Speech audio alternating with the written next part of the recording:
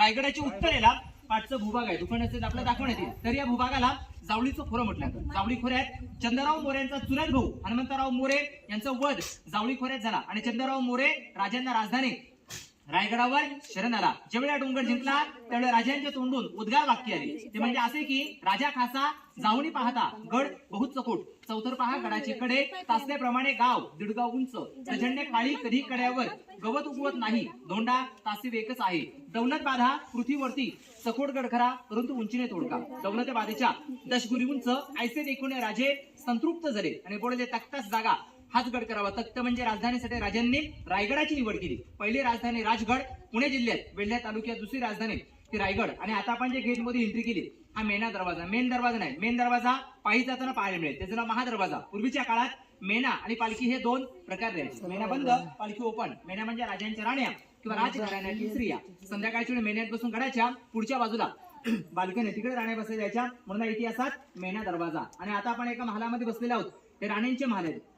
छत्रपती शिवरायांना 8 राण्या होत्या, गडावर 6 राहायच्या. सईबाई राजगडावर पुण्यामध्ये आणि पुतळाबाई गडाच्या खाली 2 किलोमीटर पाचाळगाव लागलं बघ, तिथे राष्ट्रमाता जिजाऊ मासाहेबांच्या सेवेला आणि पुतळाबाई राहायच्या. सर्व राण्यांची नावं सांगतो. सईबाई स्वैराबाई, काशीबाई सकवारबाई, लक्ष्मीबाई गुणवंतबाई, पुतळाबाई सगुणाबाई. स्वराज्यात सैनिक कमी होते, सोयी संबंध वाढावा म्हणून राजांनी नामावंत सरदारांच्या मुलींची लग्न केली. गायकवाड, शिर्के, विचारे, इंगळे, मोहिते, जाधव, निंबाळकर, पानकर ही मोठी घराणी होती. त्यांच्या मुलींशी लग्न केले तर आपल्या विरोधात हे लोक लढू शकत नाही. त्या काळात हे पॉलिटिकल राजकारण. आज जेवढे आपण गडावर त्या इमारती पाहतोय त्यांच्यावर छतावती वरतून लाकडं आणि त्याच्यावर मातीची कौलं. 10 मे 1818 ला इंग्रजांचे 2 अधिकारी, त्यांची नाव आहेत मेजर हॉल, कर्नल पॉर्टर. गडाच्या खाली दक्षिण बाजूला डोंगर आहे, त्या डोंगराचं नाव पोटल्याचा डोंगर.